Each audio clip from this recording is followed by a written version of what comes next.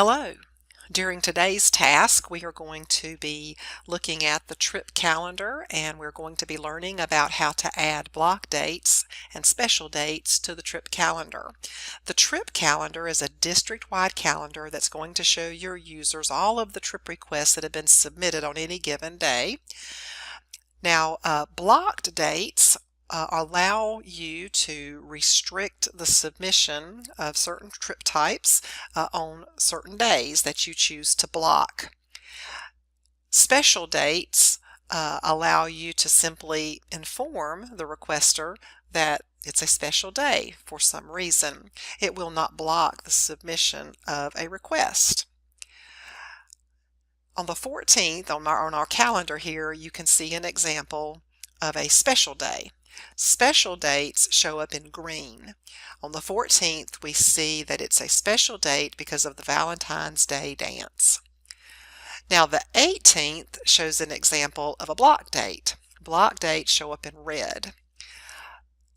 Athletic trips, field trips, special needs trips, and staff trips are all blocked because this is a teacher work day. Now let's look at how to set up your special dates and your block dates. Go to the Setup Tables tab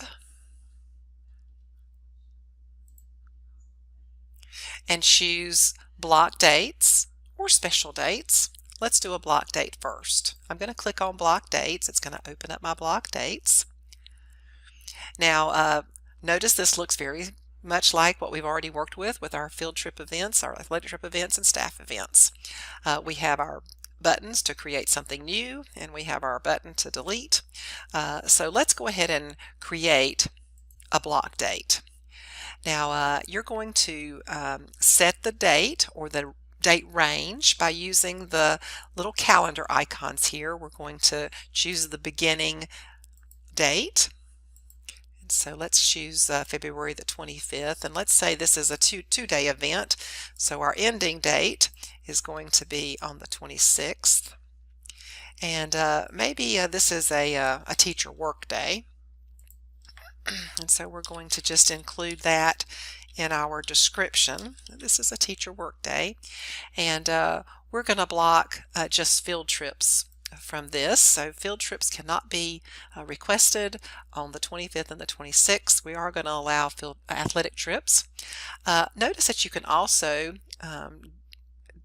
designate certain field trip events to be blocked. So maybe not all field trips are blocked, only certain events in field trips. So you can designate that. So instead of all field trips, maybe we're just going to restrict the reward trips going on that teacher work day.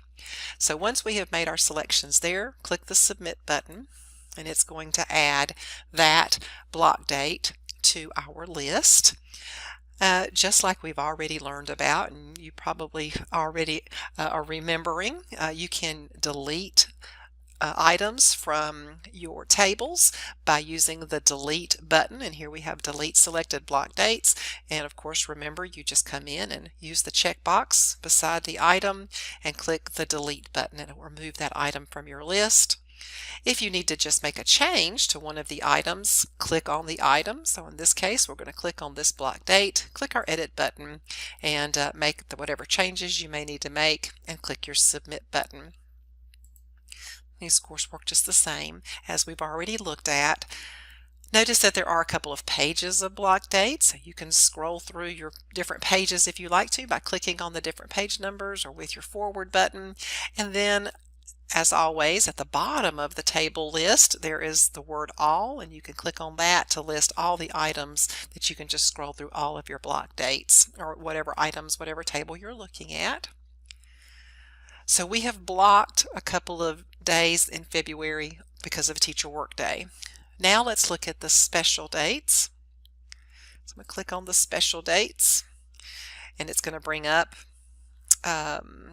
our list of special dates. It's reminding us here in the little blue box that special dates do not block the submission of trip request. Special dates are just going to be informational. Notice here we do have a little video on special dates. There was also one on the block dates, an embedded training video. So if down the road you would need to be a little, have a refresher, a little reminder, how do I work with special dates or how do I work with block dates, be sure you click on that embedded training video there and kind of refresh your memory. So our special dates set up just like the block dates did. We're going to create a new one, use our calendar icon here. Let's choose the 27th and let's just make this a one-day event. So our ending date is also the 27th. And remember, this is just a reminder. Maybe we have an awards banquet this day.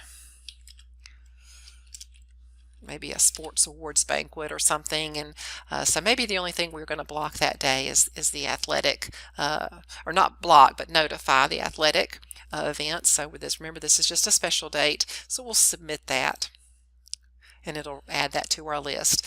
Same thing if you need to delete. Use the checkbox and the delete button. If you need to just edit, click on the event itself, make your edits, and click the submit button. Let's take a look at the calendar, see what we've done here. We've added to our calendar. Remember, this does show up on the trip calendar.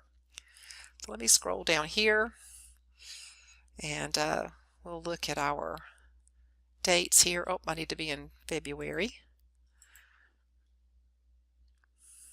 Okay, so on February the 25th and the 26th, we have blocked field trips due to a teacher workday. It shows up in red. On the 27th, athletic trips, it's a special awards banquet, and we can see that in green on the 27th. So we don't block those on the 27th, but we are giving those athletic requesters a heads up that the awards banquet is that day. So that's how you use your block dates and your special dates. So hopefully you'll be ready to go in and start adding those in to your system and be ready for that part of your travel tracker to be active. Thank you.